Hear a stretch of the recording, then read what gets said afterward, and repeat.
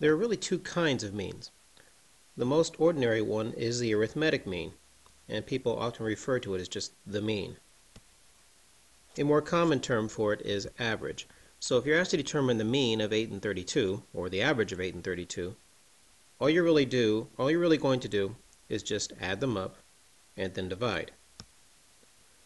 So you would calculate 8 plus 32 and then divide by 2 since there are two numbers. The answer in this case would be 20. What's unique about the arithmetic mean is that you're trying to find the number that's exactly between the two other values. So if you were to actually plot them on a number line, they would be equidistant. In this particular case, 20 is 12 units away from 8 and from 32. So if you add or subtract 20, you'll get 8 and 32. For the geometric mean, it's slightly different.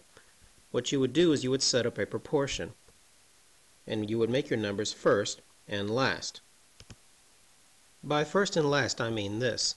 This here is an ordinary proportion, and by the way, this is not read as 1/2 and 3/4, but rather just number 1, and then the second number, then the third number, then the fourth number. The first and last numbers are the first and the fourth.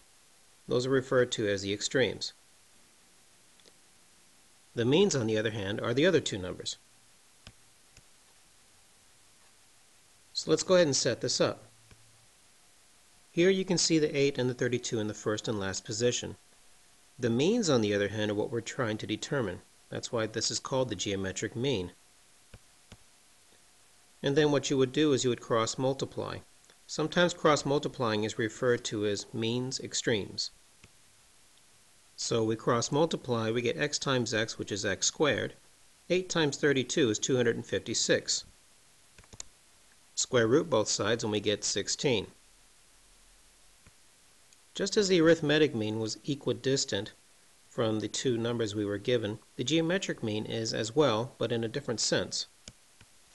Instead of it being the exact center by adding or subtracting the same value, it's the center between the two values through multiplication. So in this case, if we multiplied by 2, we get 16, multiplied by 2 again, and you get 32. You might have heard the term when something grows geometrically or exponentially. That's basically what you're seeing here. When it grows geometrically or exponentially, it means that something is multiplying.